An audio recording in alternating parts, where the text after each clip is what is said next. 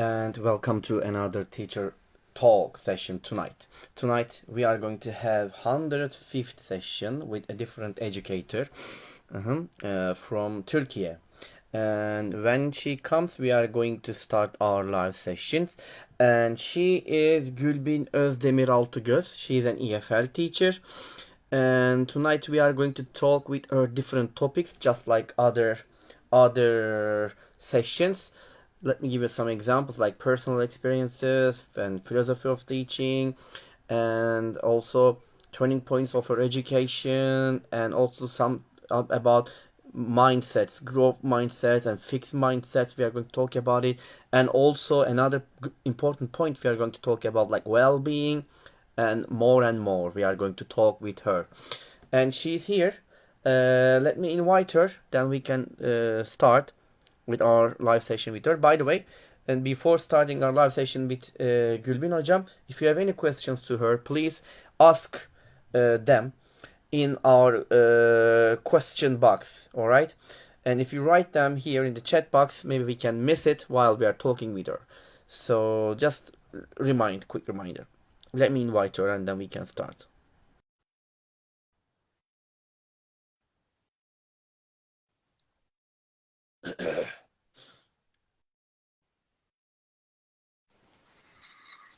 Yes, I think we can. Yes, there she is. Hello, Gülbin Hocam. Hello, Hocam. Good evening. Good evening. It's nice to see you. Nice to see you too. Just a moment. I'm just trying to fix my microphone here. Sorry about it.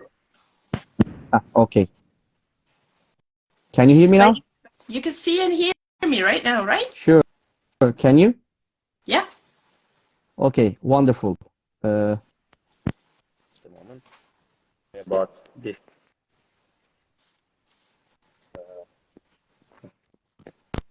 Okay. I think it was better, Hocam. Now it's great. Okay, it's nice to see you, Gülbin Hocam, and it's a great honor to have you in our 105th program, live sessions, and thank you very much for accepting my invitation for teacher talks. That's my pleasure, Hocam. I feel so honored to be here today. And thank you for, thank you. And I just want to thank all the participants who are just, joining us today. It's great. It's great to see you here. Tonight we are going to talk a lot of different things with you. So if you are ready, and we can start, and I don't want to, to take your time because I know you are very busy. Okay. Okay. And ready? Can we start? Yeah. Okay.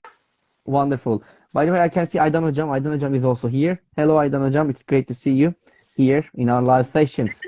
And so let's start. Gülbin Hocam, can you tell us about yourself, please, and a bit about your experiences too? Okay, so that's a really nice question, actually. I'm Gülbin Özdemir Altıgöz. So as my Spanish sound like surname suggests, so I'm married and I have a little 4-year-old boy, and I've been living in Antalya for 7 years already, and I've been working at Beleklimak Primary School for 6 years. And since last September, I've been teaching at Serik Art and Science Center as well. And for a year, I've been also serving as a facilitator for English Together project. And also, I'm still struggling to finish my master's thesis in ELT field, but at Çukurova University, by the way. But I think I'm gonna make it. I have so strong beliefs about it. And also, I'm passionate about traveling and camping and teaching, of course, and photography and psychology. And most of all, psychology is really, really, really important topic for me. And also, of course, professional development. I'm crazy about professional development. I don't know why, but I'm in love with certificates. So I can't help it. That's my problem. And also I love searching for professional development, but those who offer some free chances, especially with some grants or scholarships or funds, especially, I'm I'm really into the free ones Mm-hmm. because I don't want to pay for them. Yeah, that's all for Great, me. I And see. Okay. there's nothing I can add. I've been awarded so many times with so awards, but I'm not gonna tell them right now. It's really not Okay. important. Okay, thank you very much Gülbin hocam. So hocam, what was your, let's move to another question. What was your or were your turning point or points in your own education? That's an interesting question because the path I've been just, climbing and going was really difficult and hard, and also was really interesting because it dates back to my childhood. I was, I think, 12 or 11. I can't remember right now, but when the movie was out, Harry Potter, maybe you know that. Of So course. Uh-huh. yeah, so I watched the film and I like immediately became a fan of it because I Mm-hmm. was like 11 or 12, so something like that. So I was like a huge, really huge fan of it. So then I started to search, but at that time there was no internet. There was internet, but no internet for me, especially no smartphones, no laptops. Like we had so PCs, like personal, really personal computers that are really heavy. And so I was, searching about that, and I found out that the setting was in the Uh-huh. UK, London particularly, and it was about English language and traveling. So that the topic first took my attention at that time, and I started to read some books. I started to search for some books about London and the UK. Then I thought to myself, as a child, I thought to myself that, okay, how could I possibly go to London? Then I just figure out that, okay, I should be like English teacher. I should become English teacher. So I was a kid. I know it's nonsense, but yeah. So at the time, it was the only way for me that I could manage to go to London, and I would live there if I would become a teacher of English. So then Wonderful. that was my mindset at the time and my ambition as a teenager. But actually, yeah, it took me to London. In 2009 and 2010, I lived in London. I lived in different cities, and also I worked there as an Erasmus intern. And yeah, Wonderful. you know what they say? They say, be careful what you wish for. And yeah, it's true. That's all I think That's what, yeah, about that your was my turning turning points. point. A really great turning point, and thank you very much for sharing with us. Thank you, Hocam. Thank you. All right, so let's come to another question, which is about like your teaching strategies, or like I know that you have been teaching for a long time, and probably you have tried different Yes. strategies or methods while teaching English or to your students, and Mhm. probably you have a kind of a philosophy of it. So what is it? What is your philosophy of teaching? Okay, so I think I have to read this because I'm not gonna, I won't be lying on this, or I don't want to be misunderstood, let's say. So we have a quote by Benjamin Franklin, and it goes like, tell me and I forget. Probably you should know it.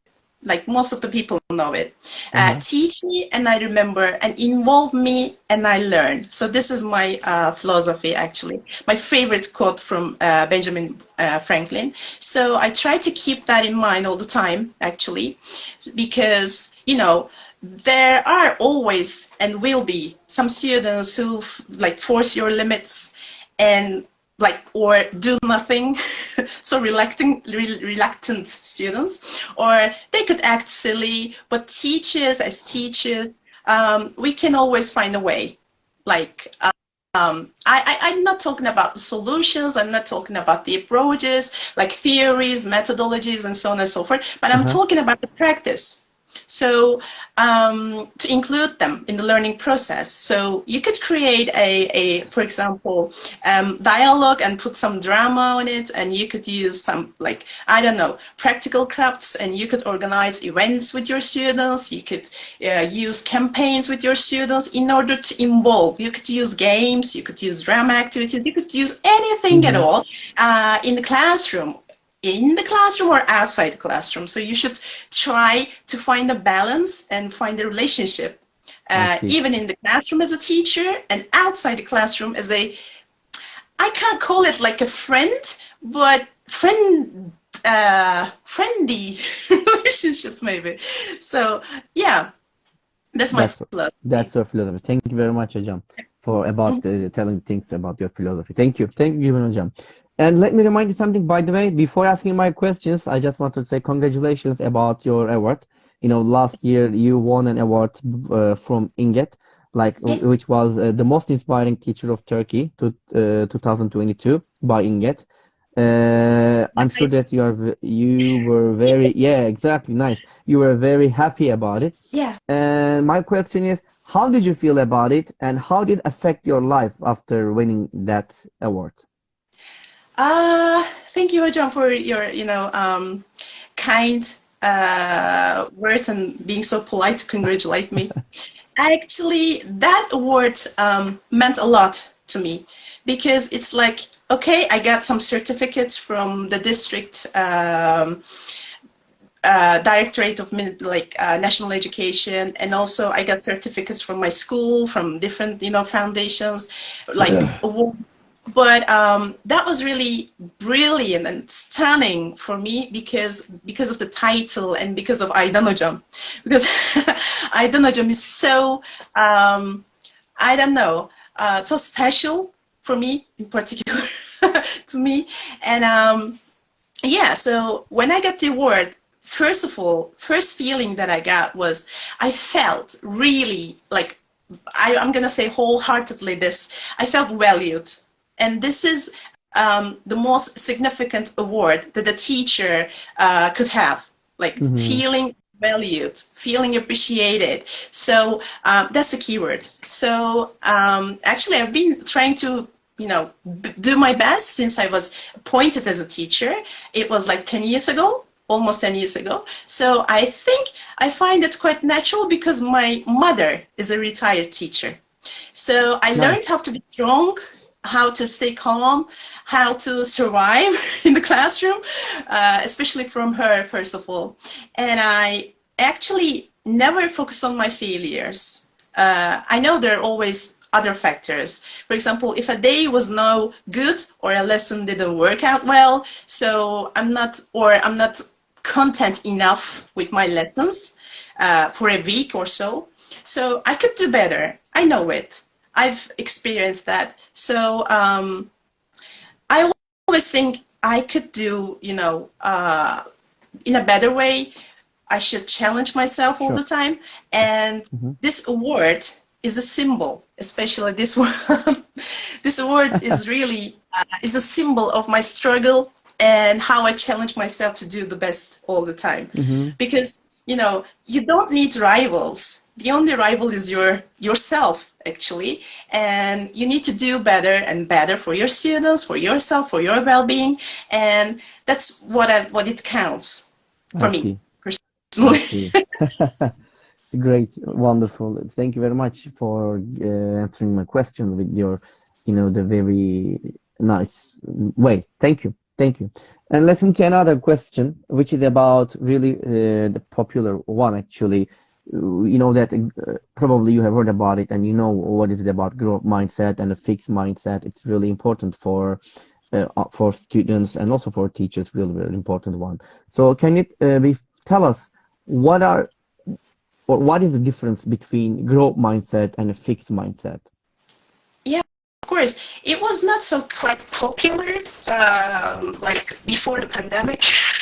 I don't know what happened to us during the pandemic, but now even my master's thesis is on mindset, because mindset is everything for me.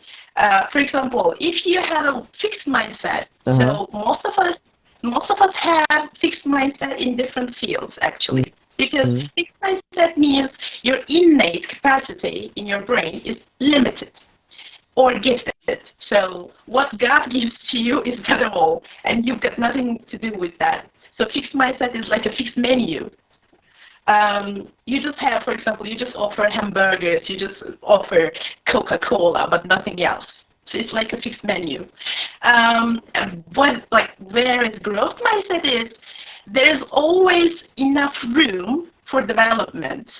So with your brain, with your capacity, with your capability, everything. So for example, like people with fixed mindset would probably say, I make a mistake here. I'm not good at anything. I cannot do that. I don't want to challenge myself, so I quit. I give up. So get away from me. So, for example, maybe in high school, maybe in secondary school, I don't know, all of us, like maybe most of us did that with English, with maths, with science. We just said, I don't understand. So this is fixed mindset because, okay, we have teachers who try to, balance or who try to prevent us being with fixed mindset, but it was not enough. So, so for growth mindset, for example, some like people with growth mindset would probably say, I need an experience rather than I make a mistake. I can always do better. Gülbin Hocam, can you hear me? There is a problem, I think, with your connection because you are blurred and your voice is echoing. Uh-oh. Sorry. I'm going to handle it. It's because of my phone, I think. I'm sorry. So... It's better now. Is it clear? Yeah, it's much better. Is it better? Okay. Okay. Sure. It's been really a tiring day, so I should look better even in blurred fiction. So, sorry. So, what was I saying? You were talking about fixed mindset. Okay, so people with growth mindset would probably say, I can always do better, whereas people with fixed mindset say, I'm not good at it, I quit, I give up. So if you have a growth mindset, you should say, I can always try, I can always develop, I can always improve my capacity, my capability, I can always train my brain. And that's really important for all of us. That's really essential. But mostly for the teachers. I see. Thank you. Thank you. So I think that's the difference between them. All right. So let's move to the teacher side. Like, how can teachers develop their students' growth mindset? Is it easy to do it? That's a tough question. Actually, it's not easy. We all know it. So, theoretically, we can always talk and talk for hours and hours. It's really, doesn't really matter. You can talk, but when you put in that, put that in practice, that's the challenging part. So, but actually, what I believe is gradually, with devotion, patience, and time, it's not so impossible, actually. For example, I think what I've been doing is to set up some rules with your kids, with your students, because I've been working with young learners since I don't know, for 6 or 7 years already. That's why I'm more focused on young learners. So first of all, your rule first should be creating a positive learning atmosphere. This is really important, actually, because when you go into the classroom, with a face serious, really, really serious, they would probably think that you're rude, you're so disciplined, and they will fear. So you should probably try to keep smiling at a certain point and don't be so bossy. I'm talking about your first lesson. So you can either start with your lesson with a game or a joke or a memory or anything else that would increase your students' curiosity and acceptance towards you. So once you get them, you'll I don't know, you'll be able to do whatever you like with your students, but you should grab their attention, you should grab their hearts, you should grab their mind. So mostly the only way is like building strong relationships. For building those relationships, the only way is all the time games. So we can't deny it. So, for example, next thing you can do you could focus on one skill and try to focus on one learning outcome in 1 week, for example. And simpler things are always like better and easier to understand all the time. I know our curriculum doesn't support that, but I'm just, trying to do my best about learning outcomes. I don't put so many efforts, so many burden on their shoulders. This is really crucial because it's the same for us. For example, if you want to play basketball, you can't just simply go and, like bounce the ball and you can just score points. You should train yourself. So yeah, and the third one, most important step, the third one, make your students feel that they are secure with you. Be clear on your expectations, be clear on your red flags. This is quite crucial. And always look for small steps to reinforce their behaviors and gradual progression and their progress, simply. So in the end, you'll see if you if you say, okay, you're good, you're like a lion, you're a shining star, you're so good, well done, and like so on and so forth, their attempts will be better soon, like day by day, and you're gonna observe it. I see. Thank you, hocam. So you said that you have lots of experience about young learners, but my next question again about growth mindset, but what kind of activities teachers can use for developing growth mindset for young learners? With young learners, I was talking about that actually, but it was a long answer to your previous question. And you could use as a teacher, first of all, you could start with growth mindset posture, in order to make them focus on the words and sentences about growth mindset. For example, I can do better. I can do my best. I can do, I can make, I can something. But the focus is on, the stressed point is on always, I can. So this is really important for young learners, because if they give up eternally. So that's the tough part of it. So you could simply include some crafts, some games, some drama activities, anything else you could add to your teaching. But be careful. That's my simple suggestion. Be careful about the feeling of accomplishment.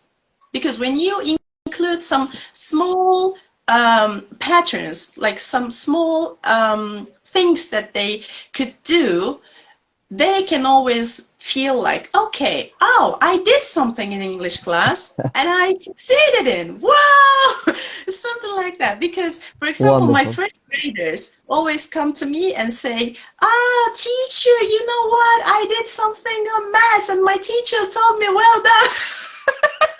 So I always say congratulations, but the thing is, you should provide positive feedback with smaller steps in order to observe the whole process. I see. Thank you very much, hocam. Thank you very much about the giving some suggestions about growth mindset. Let's move to another topic, which is well-being. So that's also a really important point for teachers. What is well-being for teachers? Yeah, actually, that's a tough question. That's a really, really hard question to answer during this, hard times. So theoretically, they say it's an emotional state that combines personal needs and expectations of both learners and teachers. So it has a strong effect on your teaching. It has a strong effect on your relationships in your workplace. So that is school for us. And yeah, but it's really crucial that teachers receive the support they need. But with the pandemic, it started, so we felt like, I can't call it like burnout, but we are just feeling that our motivation is decreasing. And there are some, certain reasons for it. The earthquake, and it was pandemic, and especially the earthquake, because my family roots are come from Gaziantep, and I was born in Antakya. So I completed my BA in Mersin University, and I immediately started my master's thesis, like my master's degree in Adana. And I've got so many friends and relatives from Marash, and I was completely lost, like for 3 weeks or something like that, because I had heard that my friends passed away, my colleagues. So there's a touchy point I was not gonna tell about this, but yeah. So I yeah, see. well-being is really important Okay, for teachers. important for us. I We see. can skip I this see, Gülbin hocam. because I'm not gonna. All right, let's move Right. it. Yeah. Okay, so how can let's move to the students part. Like, how can we foster students' well-being in and outside the classroom? Let's move to the students part. In the classroom, there are lots of ways, as you may know. So you could just say, okay, you could bring so many reinforcements, and I use them a lot. I give them some awards, not like stars, like not like symbolic ones, like putting stars on their notebooks, like putting some signature, like putting some well done stamps on papers. No, not like that. Yeah, that is actually nice, but I don't use it personally because I use my smile a lot. I use my memories a lot. I use my jokes a lot during the classroom. So in order to, find a way, find a common way with your students and yourself, like common way of understanding between you, like a bridge. So then you see the message you'd like to convey goes directly to the brains or minds of the students. If they like you, if they, if you could, arise some curiosity in their minds and hearts. And you should back up your activities during the breaks outside the classroom. For example, you could just say happy birthday when you just see their messages, when you just see their parents on, WhatsApp situation part or something like that. You could just say, okay, I just, was observing you during the break or during the, physical education lesson. You were doing your best. Congratulations, something like that. So the students would understand, okay, my teacher is not only my English teacher. She's like an aunt, she's like a sister, she's like a friend, she cares about me. Then the bridge does everything for you. I see. Thank you very much, Gülbin hocam, for answering this question about the students' well-being. Thank you. So let's move to another different questions. Probably we all like phrasal verbs and we all use them. Yeah. In our daily life, especially in our classrooms and while talking with students or during the lessons, we use them. So can you tell us 5 phrasal verbs that you often use in your maybe daily life or your lessons? I actually don't use phrasal verbs in my lessons because they're too young to understand the meaning of phrasal verbs. Because I always try to be simpler than yesterday. That's my motto, actually, because it's quite, understandable. We don't need some difficult things like X, Y, Z and all the time, because all of our environment is surrounded by problems, so we don't need so many more problems. So, but in my daily life, in my researches, in my talks, and during my even master's thesis, so I often use backup. I like it, the meaning. And also get over, I use Break a up, lot. get over. Especially since 1 month or something like that, I use it a lot. Get over the problems and figure out in Figure order to out. understand, and also zoom in and zoom out. I can't, Zoom in and zoom out. yeah. And the last one would be keep up, because I Keep up. always use keep the spirit up, keep up the hard work, and so on and so forth. I really like them. I Nicely. admire those phrasal words. Nicely. Thank you. Thank you very much, hocam. Let's move to another questions again. So, can you tell us an interesting moment that you still remember in your teaching or learning career? Of course, sure. So I was an Erasmus student in Germany in 2008. Yeah. So my best friend. So we were like owls in Germany, trying to understand what was it like, what it was like to live abroad, because that was our first experience, and we were 19 years old, and we were like stupid ones, trying to understand everything like happening around us. So and that was our first experience with the language as well, because during our like studies at university and high school, we just took some tests, like Sure. examinations, written examinations, tests, university entrance exam, so something like that. So we couldn't talk basically, and then we started to talk at the airplane with some strangers, with some Germans, some international guests in airports. But I remember my one memory, which is really so cool and nice for me. I remember even now. So yeah, that simply relates to my learning period, not teaching period. So we had an advisor who was English. So he was called David Wybra. His name was I David see. Wybra. And I think it was like he was the coolest professor ever for me at that time. So yeah. Nice. So then we were in Germany trying to speak English but learning German at the same time, and I took some Russian courses at the same time. I Wow. don't know why. I had no idea.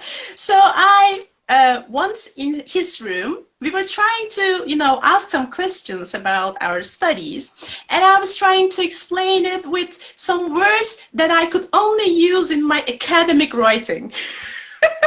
Howevers and moreovers, everything was flying in the Nice. air.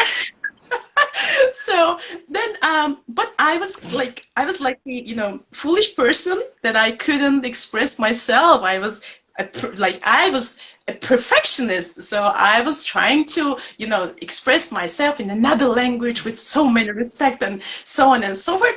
But I was about to cry. It's a nice Then moment.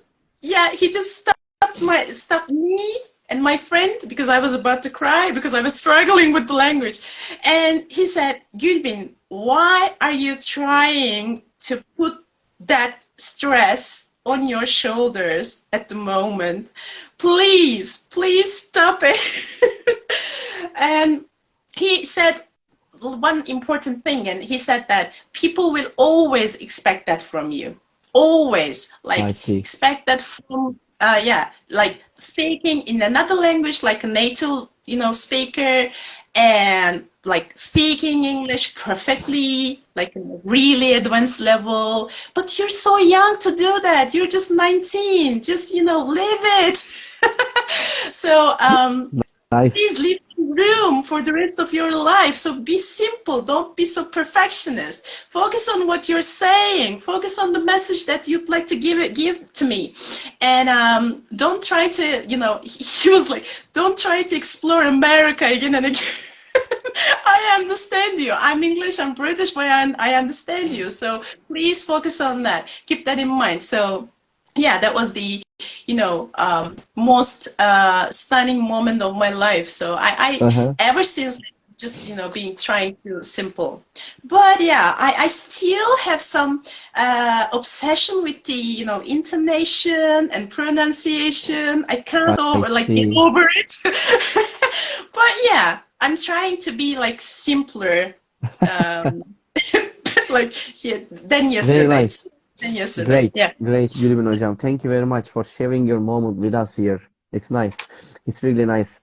Let's move to another question. It's a really interesting question, and I really wonder what I'm going to say about it. If you could have one superpower to use in the classroom, what would it be and how would it help?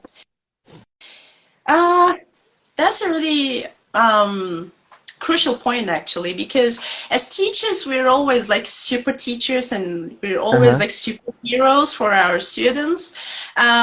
In my case, the superheroes are always primary, you know, class teachers, primary school teachers, and I admire it.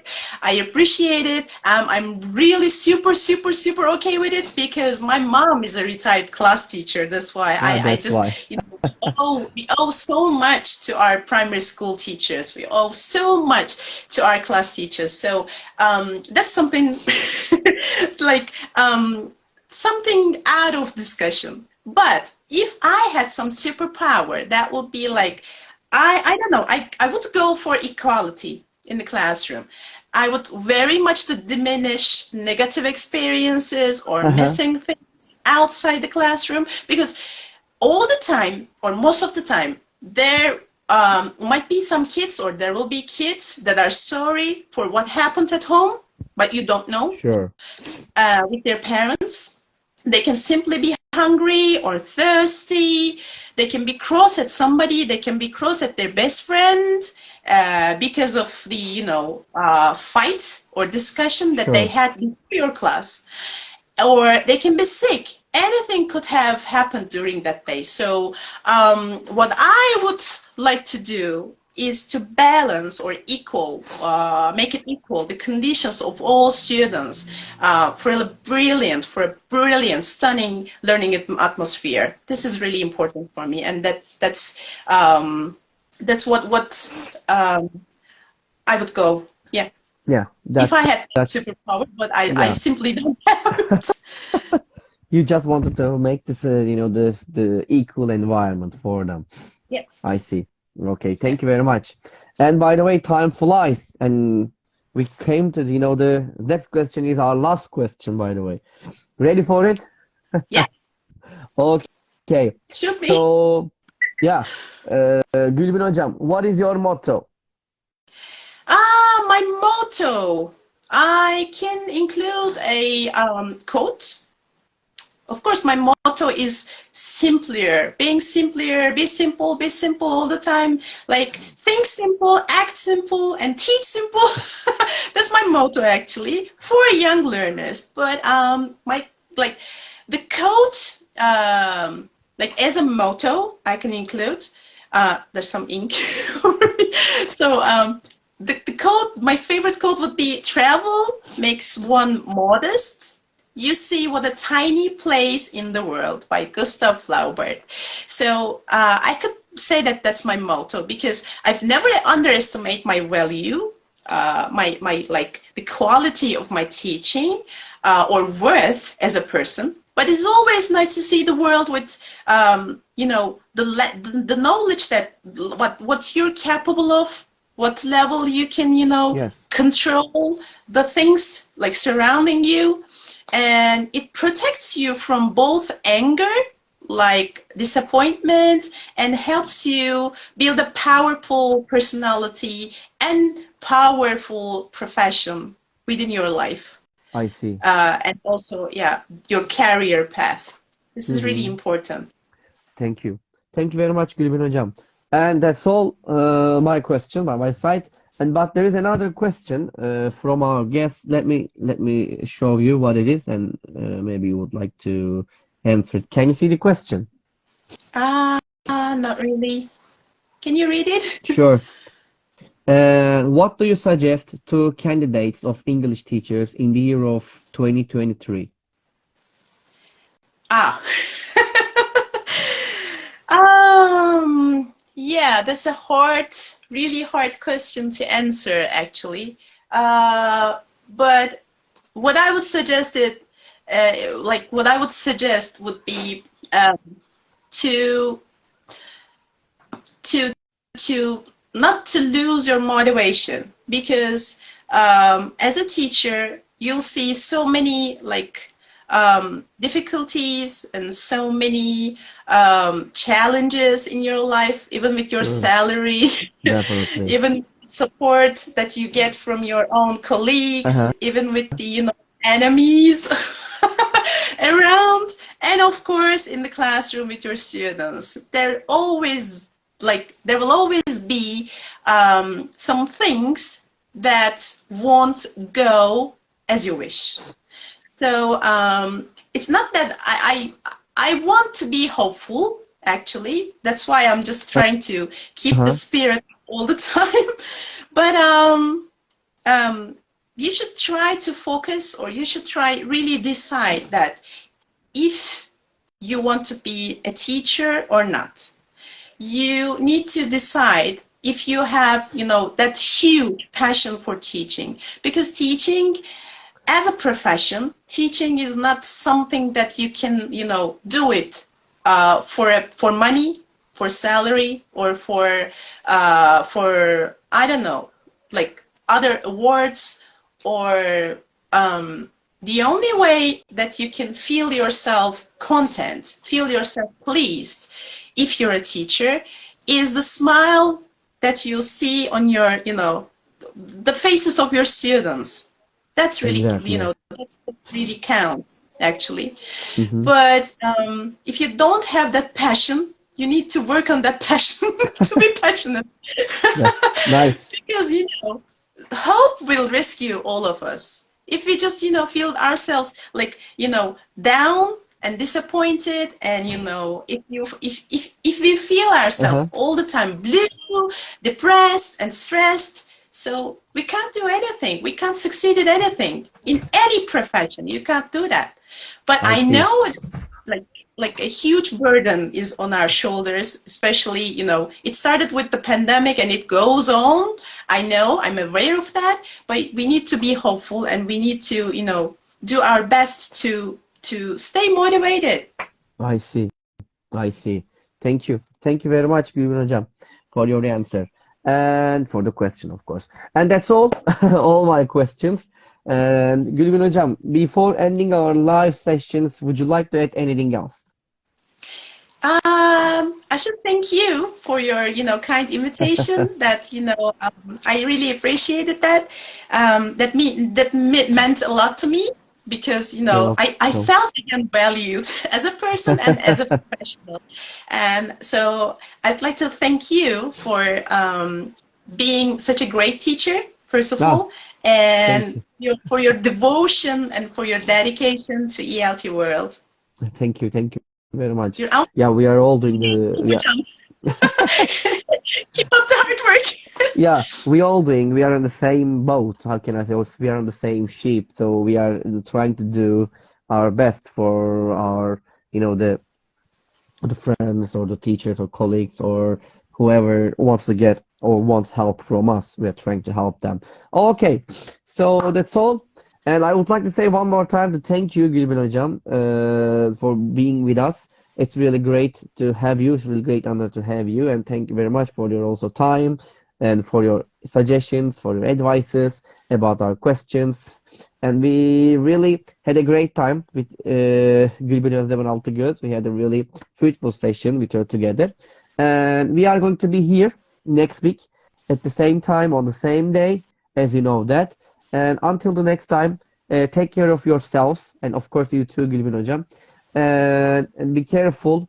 And don't forget to pray for our people who are suffering right now in the, the east of, the Turkey, where the earthquake happened, as you know that.